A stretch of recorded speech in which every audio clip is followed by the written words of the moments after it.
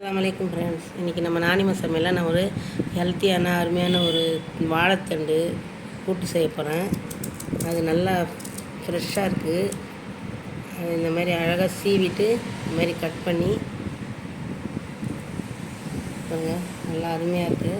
இந்த மாதிரி கட் பண்ணி நாரை எடுத்துட்டு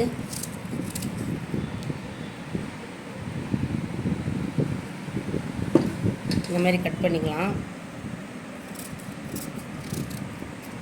இந்த வெயிலுக்கு இந்த மாதிரி வாழைத்தண்டெல்லாம் சாப்பிட்டா ரொம்ப உடம்புக்கு ஹெல்த்தியாக இருக்கும், குளிர்ச்சியாகவும் இருக்கும். இது வந்து நான் கூட்டு வைக்க போகிறேன். இந்த மாதிரி நல்லா சிறு சிறு துண்டாக கட் பண்ணிக்கலாம். இதே மாதிரி எல்லாம் கட் பண்ணிக்கிறேன். தண்டு நல்லா வாஷ் பண்ணிவிட்டு நான் வந்து கொஞ்சம் உப்பு மஞ்சள் போட்டு ஒரு 4 விசில் விட்டு வேக வச்சுக்கிட்டேன்.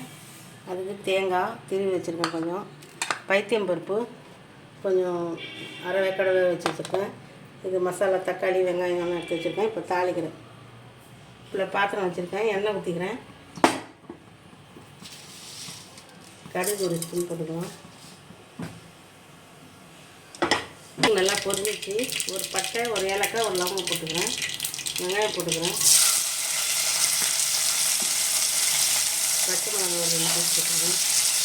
கருவேப்பிலை,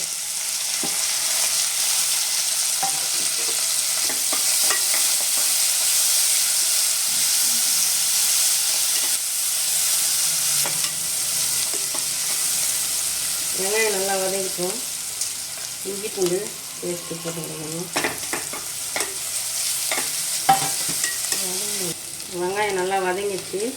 வந்து நம்ம தக்காளி சேர்த்துக்கலாம்.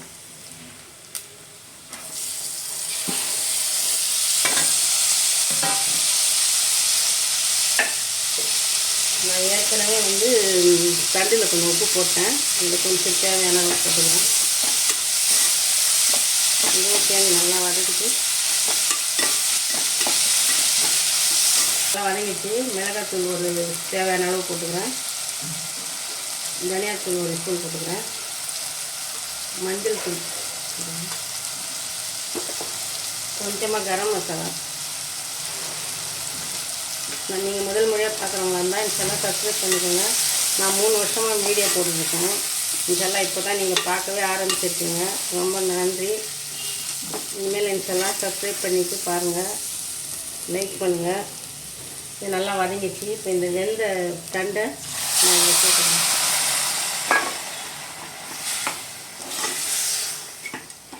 தண்டு சாப்பிட்றதுனால உடம்புக்கு ரொம்ப ஆரோக்கியமாக இருக்கும். இந்த பைத்தியம் பருப்பு இது கொஞ்சம் அரை வேக்காடாக வச்சுருக்கேன். இது இதிலே சேர்த்துக்கிறேன். இது நல்லா வந்து கொஞ்சம் நல்லா குழம்பு வெந்துடணும். கடலைப்பருப்பு கூட போடலாம்.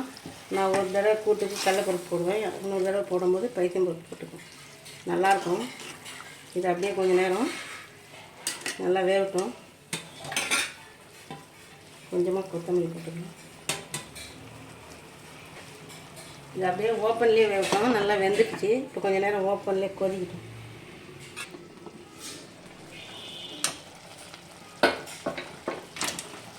நல்லா வெந்துடுச்சு. ஏற்கனவே வந்து நான் தண்டு உப்பு போட்டு வேக வச்சு வச்சதில் நல்லா வெந்துடுச்சு. இப்போ வந்து இன்னும் நல்லா கரெக்டாக வச்சு தேங்காய் போட்டுக்கலாம்.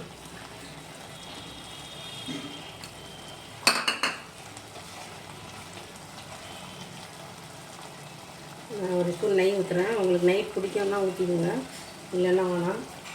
நல்லா இது வந்து சாப்பாட்டில் போட்டு சாப்பிட்றதுக்கு ரொம்பவே நல்லாயிருக்கும். சாம்பார் பிடிக்காதவங்க இந்த மாதிரி கூட்டு போட்டு சாப்பிட்றதுலாம் இன்னும் ரொம்ப நல்லா டேஸ்ட்டாக இருக்கும். அவ்வளோதாங்க, கரெக்டாக வச்சு அப்படியே இறக்கிடுறேன்.